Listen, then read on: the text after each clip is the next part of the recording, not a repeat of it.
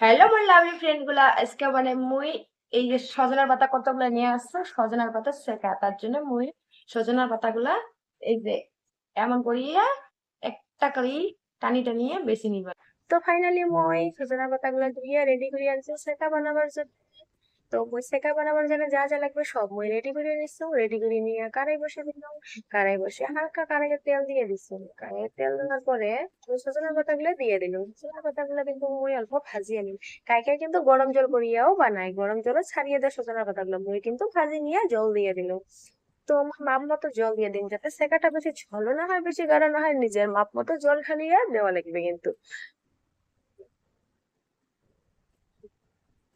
এবার জল দিয়ে কিন্তু আমি অল্প অপেক্ষা করি যে উতল আসবে, ততক্ষণে এটা ফেলে কিন্তু আমার বাচ্চা থাকা লাগবে। তো উতল আসে গেছে, এলা মুই এলা দিয়ে দিন 1 চামচ নুন। তারপরে দিয়ে দিন ওই ফালা করে রাখছুন কাঁচা মরিচ কতগুলো আর রসুন থাকলে রাখছুন, ওই রসুন গুলো একসঙ্গে মুই দিয়ে দিন।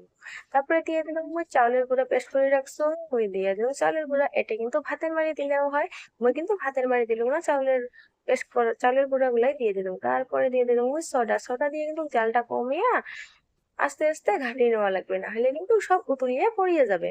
তাহলে ঘাটিয়ে ঘাটিয়ে রইতে রইতে তারপরে দেখো মোর সেকা গুলা কিন্তু বেশ সুন্দর গাঢ়া হয়ে গেছে। কাইকে তোমার সেকা খাবার ভাল পান আর কাই কেমন করে রান্ধেন, মুই কিন্তু বেশি ভাল করে রান্ধিবারও পাং না। যাই যাই খাবার ভাল পান অল্প কমেন্ট করুন, আর কাই কেমন করে রান্ধেন অবশ্যই কিন্তু কমেন্ট করুন। ফাইনালি মোর রেডি সেকা।